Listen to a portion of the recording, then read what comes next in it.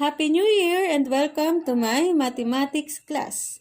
So this time, tayo ngayon ay nasa second quarter na, week 1, day 1. At ang mga objectives natin para sa araw nito ay to differentiate linear inequalities from linear equations into variables and illustrate and graph linear inequalities into variables. Let's have a review first. What is linear equations in two variables? So, ito yung topic natin last quarter. Which of the following is a linear equations in two variables? Is it 2x plus y equals 3, x plus 3y less than or equal to 0, x minus 3y equals 1, and 3x minus 8 equals 2. So, we have here two correct answers.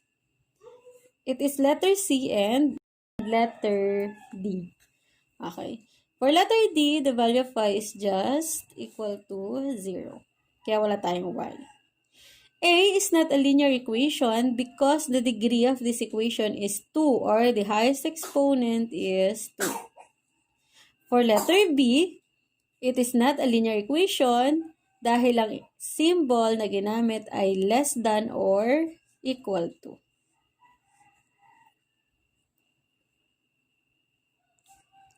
Next, write the slope-intercept form of 4x plus 2y equals 1. Natatandaan pa ba ang pagsulat ng linear equation from standard form to slope-intercept form? Okay, so for this one, the slope-intercept form is equal to y equals negative 2x plus 1 half. For the solutions, 2y equals negative 4x plus 1. 4x, transpose it to the right side of the equal sign, it will become negative 4x. Then divide all terms by 2. And the answer now is y equals negative 2x plus 1 half. Determine the slope and y-intercept of y equals 3 half x minus 4. The slope is 3 halves. And y-intercept is negative 4.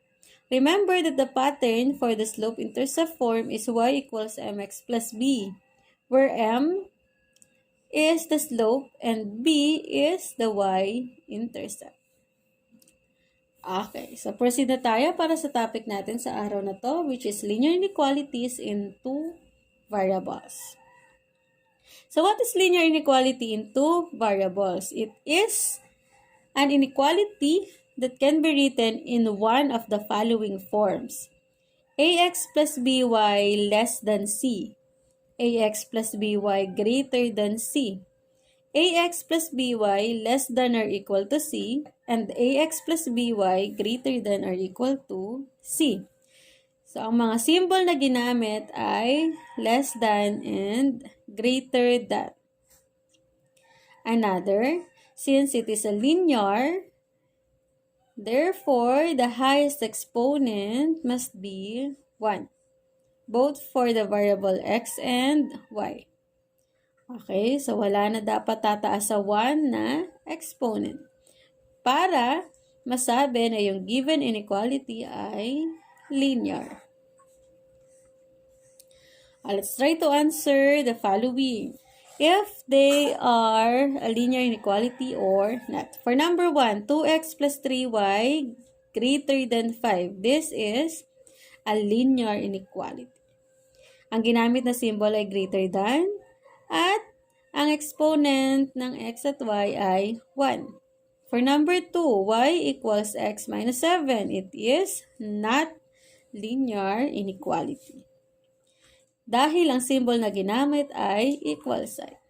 Therefore, ang tawag dito ay linear equation. For number 3, 8x less than or equal to 9 minus 5y, it is a linear inequality. Ang symbol na ginamit ay less than or equal to, at ang exponents for x and y ay 1. Number 4, x squared minus 4y less than 6. It is not a linear inequality. Dahil kay exponent na 2.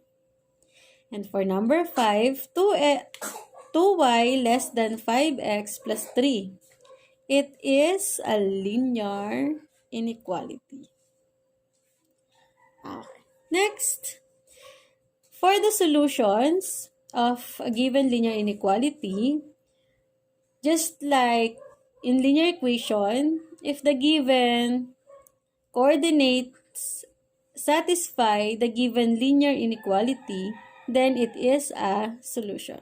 So let's try the first coordinate, 2, 1. For the solution, copy the given linear inequality. Substitute the value of x and y. X is 2 and y is 1. Simplify. 2 plus 2 times 1 is 2 less than 4. And 2 plus 2 is 4. Is 4 less than 4? Mali. So, lagyan natin sa tabi ng false. Kasi they are equal. So, since false itong ating last statement, therefore, 2, 1 is not a solution. Let's try the second coordinate, 1, negative 2. For the solutions, again, copy the given linear inequality. Substitute the value of x and y. X is 1 and y is negative 2. Simplify. 1 minus na kasi 2 times negative 2 is negative 4. Kaya naging minus na. And 1 minus 4 is negative 3. Is negative 3 less than 4? Tama. Since ang last statement natin ay true, therefore, 1, negative 2 is a solution. So, this is how to check if ang given natin ay coordinates. This time, paano makikita o makuha ang solutions given naman ang graph? The graph of linear inequalities is like this one, a half plane. So, after hatiin ng line, ang plane into 2, yan. Ang isa sa kalahati ng plane ay shaded region. Ayan. At ang shaded region na ito ay ang mga solutions. Pansinin, meron tayong dalawang klase ng boundary line, isang broken at isang solid. Kapag ang boundary line ay broken, lahat ng points na tatama kay boundary line tulad nito ay hindi solution. Kapag solid line naman, lahat ng points na tatama doon sa mismong boundary line, tulad nito, yan po ay solutions. Let's try. So, determine each ordered pair if a solution or not given this graph. For number 1, 1, 1. It is not a solution. Bakit? Nasaan ba ang 1, 1? Ito. So, ito ang graph ng 1, 1. Wala ito dito sa shaded region, kaya hindi siya solution. For number 2, negative 1, negative 1. It is a solution. Ayan. Bakit? Tignan natin. Ayun. Ito ang graph ng negative 1, negative 1. Tumama siya sa shaded region, kaya ito ay solution. Number 3, negative 4, 0. It is a solution. Dahil ang graph nito ay, ayun. Nandito ang graph ng negative 4, 0. Nasa shaded region, kaya ito ay solution. Number 4, negative 1, 3. It is not a solution dahil ito ay nasa, ayun, wala sa shaded region. And for number 5, 2, negative 2 is, dito matatagpuan, at dahil ito ay tumama sa ating boundary line at ang boundary line natin ay broken, meaning, hindi ito solution. So, how to graph linear inequalities into variables. Kapag ang inequality symbol na ginamit ay greater than and less than, ang boundary line ay broken line. So, ito ang gagamitin natin, broken line. kapag ang ginamit na inequality symbol ay greater than and less than. Kapag ang ginamit naman ay greater than or equal to at less than or equal to, ang gagamitin nating boundary line ay solid line. The graph of linear inequality is a half plane. Ayan, sinabi ko na kanina, di ba? Half plane. So, kung mapapansin, after hatian ng boundary line ang plane o Cartesian plane, ang isa sa kalahati nito ay shaded. So, ang boundary line natin, it divides the Cartesian plane into two half planes. Meron tayong broken boundary line at lahat ng points na nasa broken boundary line ay hindi solution. Ayan. Not solution. The second one is the solid. Ayan, pakicorrect na lang. Ito ay solid boundary line at lahat ng points na tatama sa ating solid boundary line ay solutions. Okay. So, the graph of linear inequality is a half plane. Dito malalaman natin kung anong part ng half plane ang shaded. Okay? Kapag ang inequality symbol na ginamit ay greater than and greater than or equal to, ang half plane niya that contains the solution is the upper side. For example, this one. So, ang nasa taas nito ay ito.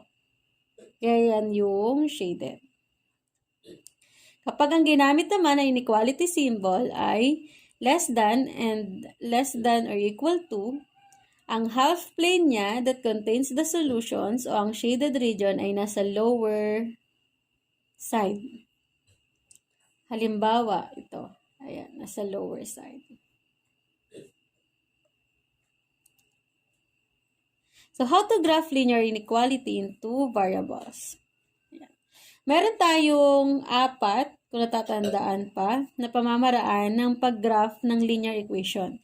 Same lang sa pag-graph ng linear inequality. Alin doon sa 4 na yon nadadalian ka? So, para sa akin, mas madaling mag-graph ng linear inequality kung ang ating given linear inequality ay in slope-intercept form. Yan, itong form na to na y equals mx plus b. Bakit? Kasi madali na lang mag-identify ng slope, which is 1, at ang y-intercept natin, o ang point ng graph na tumama kay y-axis ay positive 4. Ihanda ang Cartesian plane, then graph the y-intercept first. Ang y-intercept natin ay positive 4. Ang y-axis natin ay itong vertical line. At ang positive 4 ay nandito. Ayan. So, that is the graph of the y-intercept. Ang formula ng slope ay rise over run. So, since ang slope natin ay 1, therefore, ang rise nito ay 1 at ang run nito is also 1. So, from here, kay positive 4, mag-rise ng isa at mag-run ng isa. Kaya nandito na ang ating second point. So, kay slope-intercept form, we use the slope to find the second point. And since the slope is positive, ang graph natin ay increasing. Okay, increasing. And ang line na gagamitin ay broken. Dahil ang ginamit na inequality symbol ay greater than. Next. Since ang inequality symbol na ginamit ay greater than, ang half plane nito that contains the solution is in the upper side. At ito yon. Ayan. So, paano ko nalaman na yan yung upper side? Kung nahihirapan kang hanapin yung upper and lower side. Gawin muna natin itong straight line. Okay? So, yan yung upper at ito naman ang lower. Then, ibalik natin kasama yung symbol na upper and lower. Ayan. Kaya ito yung shaded region. Pwede rin tayong gumamit ng test point kung tama itong ating shaded region. Kuha ka ng any point na may kita sa shaded region. Any, ha? Kahit alin dyan. So, sa dinami-dami ng points na nandyan, kuha ka ng isa lang. At ang napili ko ay itong point na ito na may coordinates na negative 4, 1. Okay? So, itong point na to, nire-represent niya lahat ng points na makikita dito sa shaded region. Okay. Then, for the solutions, copy the given linear inequality. Substitute the value of x and y. Y is 1 and x is negative 4. Simplify. Negative 4 plus 4 is 0. Is 1 greater than 0? True. At dahil nag-true ito kay negative 4, 1, meaning lahat ng points na may kita dito ay solutions. This is how to graph a linear inequality. Y greater than x plus 4. Another example. Draw the graph of 2x plus y less than or equal to negative 5. Since it is in standard form, and to graph this using slope-intercept form, I will rewrite it into slope-intercept form. Transpose 2x to the right side of the inequality symbol, it will become y less than or equal to negative 2x minus 5. Ang m natin ngayon o ang slope ay negative 2 at ang y-intercept naman ay negative 5. Ayan. To graph this into Cartesian plane, unahin ang slope-intercept form na negative 5. Ang negative 5 ay nandito. Ayun. Next, ang slope natin ay negative 2, therefore ang rise natin is 2 at ang run natin ay 1 to the left kasi ang slope natin ay negative. So from here, count tayo ng 2 units upward and 1 unit to the left. So this is the second point. Ayan. Connect the dots. Solid ang ating line dahil ang inequality symbol na ginamit ay less than or equal to. At since less than ang ginamit, ibig sabihin na sa lower part ang ating shaded region at ito yon. Yan ang mga solutions ng 2x plus y less than or equal to negative 5. Let's try kung tama itong ating shaded region. Gamit tayo ng any point from here. Yan, any point sa shaded region. Any. At ang napili ko ay itong point na to na may coordinates na negative 4, 1. Copy the linear inequality and substitute the value of x and y. Y is 1. And x is negative 4. Simplify. Negative 2 times negative 4 is positive 8. 8 minus 5 is 3. Is 1 less than or equal to 3? Yes. At dahil nag-3 yan, ibig sabihin tama na ang ating solution ay nandito. Kapag naging false yan, ibig sabihin nasa kabilang side. Mali yung pag-shade mo. Nasa kabilang side yung solutions. Okay? And this is how to graph linear inequality in two variables. So let's now differentiate linear equations from linear inequality. Kay linear equation, ang ginamit na symbol ay equal sign. Sa linear inequality naman, 4 yon. Less than, greater than, less than or equal to, and greater than or equal to. Sa solutions, usually, linear equations has one solution. So, it depends on the system. Kasi di ba sa system, meron tayong intersecting, coinciding, and parallel line. So, kapag intersecting, ang linear equation natin has one solution. Kapag parallel lines, walang solution. At kapag coinciding o nagpatong yung dalawang line, meron itong maraming o infinitely many solutions. Kay linear inequality, ayan, laging o usually, it has infinitely many solutions. Kasi shaded yung ating half plane. The graph for linear equation is a line.